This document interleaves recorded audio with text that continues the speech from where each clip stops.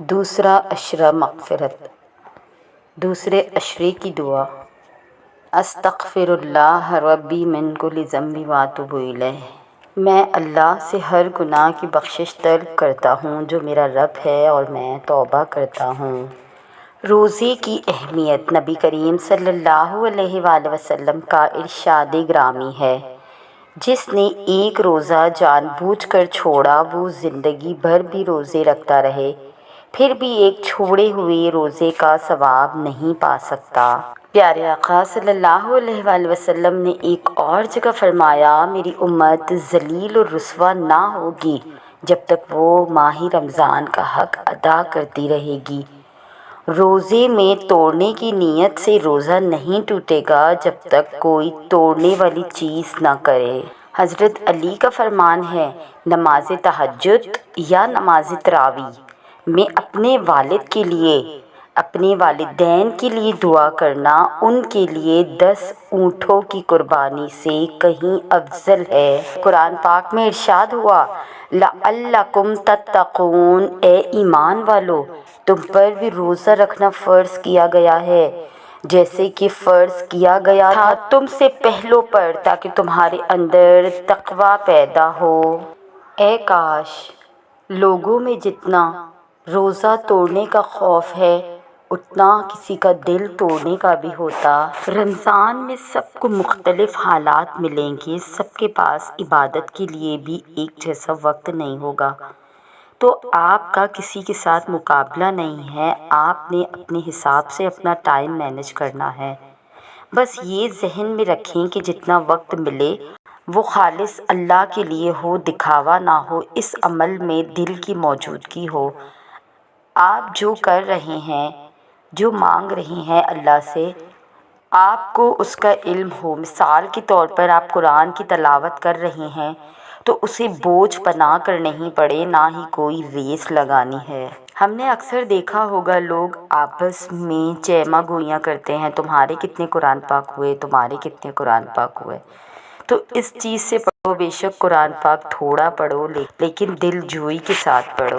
کچھ دن باقی رہ گئے ہیں رمضان کے، صدقہ کیجیے اور کثرت سے کیجیے۔ رمضان کے بعد بھی اپنی عادت بنائیں، صدقہ کرتے رہیں کہ ضروری تو نہیں کہ زیادہ ہی دینا، جتنا استطاعت، لیکن دیں ضرور۔ اللہ رب العزت ہمیں عمل صالح کی توفیق دے، آمین ثم آمین۔ اے ایمان والو، جو رزق ہم نے تمہیں عطا کیا ہے اس میں سے وہ دن آنے سے پہلے پہلے اللہ کی راہ میں خرچ کر لو، جس دن نہ تو خرید و فروخت ہوگی، نہ دوستی کام آئے گی اور نہ سفارش، اور ظالم تو وہی لوگ ہیں جو ان باتوں سے منکر ہے۔ سورہ بقرہ۔ مردوں اور عورتوں میں سے جو لوگ صدقہ کرنے والے ہیں اور جن لوگوں نے اللہ کو قرض حسنہ دیا وہ ان کے لیے دگنا کر دیا جائے گا اور ان کے لیے عمدہ اجر ہوگا۔ سورہ حدید۔ روزہ کس لیے رکھا آپ نے؟ اللہ کو راضی کرنے کے لیے ہے نا، تو پھر اپنے رب کی رضا کے لیے کچھ بھی برا یا حرام نہیں کرنا۔ موبائل پر آج کل کوئی اچھی بات بھی ہو تو میوزک ضرور ہوتا ہے ساتھ۔ آپ نے خود سے یہ عہد کرنا ہے کہ آپ نے کوئی ڈرامہ نہیں دیکھنا، کوئی مووی نہیں دیکھنی، خود کو ہر بری چیز سے بچانا ہے۔ اب یقین کریں کچھ دن آپ یہ سب چھوڑ کر دیکھیں، آپ کی زندگی میں کتنا سکون آنا شروع ہو جائے گا۔ جو بھی چیز، جو بھی کام اللہ کو نہیں پسند وہ چھوڑ دیں، اپنے رب کو راضی کریں، وہ راضی ہے تو سب آپ کا، اگر وہ آپ کے ساتھ نہیں تو کچھ بھی آپ کا نہیں، نہ دنیا میں نہ آخرت میں۔ اور ہاں، کسی نامحرم سے بات نہیں کرنی۔ کنٹرول کریں خود کو۔ جن انسانوں کو راضی کرنے کے چکر میں اپنے رب کو ناراض کر دیتے ہیں ان کے دل بھی اللہ کے ہاتھ میں ہیں، اپنے رب سے مانگے ان کے دل کی خاص توجہ اور حرام اور برائی سے بچے۔ استغفر اللہ الذی لا الہ الا هو الحی القیوم واتوب الیہ۔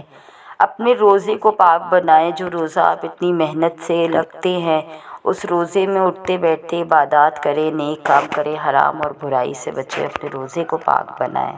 رمضان کے فضائل۔ اس ماہ کے روزے اسلام کا چوتھا رکن ہے۔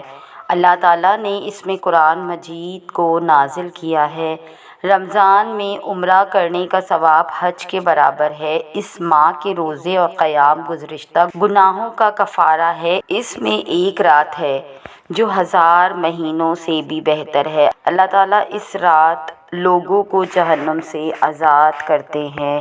اس ماہ میں جنت کے دروازے کھول دیے جاتے ہیں اور جہنم کے دروازے بند کر دیے جاتے ہیں اور سرکش شیطان کو جکڑ لیا جاتا ہے۔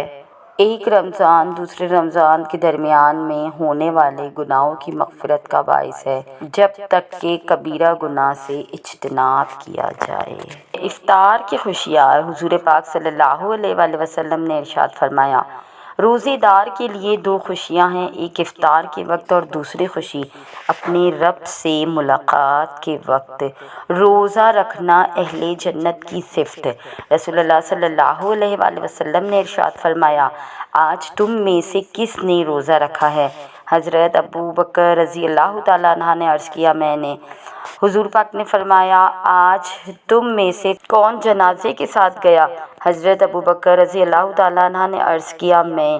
آپ صلی اللہ علیہ وآلہ وسلم نے دریافت فرمایا، آج تم میں سے کس نے مسکین کو کھانا کھلایا؟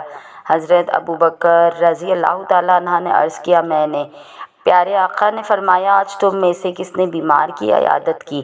حضرت ابو بکر رضی اللہ تعالیٰ عنہ نے عرض کیا، میں نے۔ رسول اللہ صلی اللہ علیہ وآلہ وسلم نے ارشاد فرمایا، جس آدمی میں بھی یہ تمام باتیں جمع ہوگی وہ جنت میں ضرور داخل ہوگا۔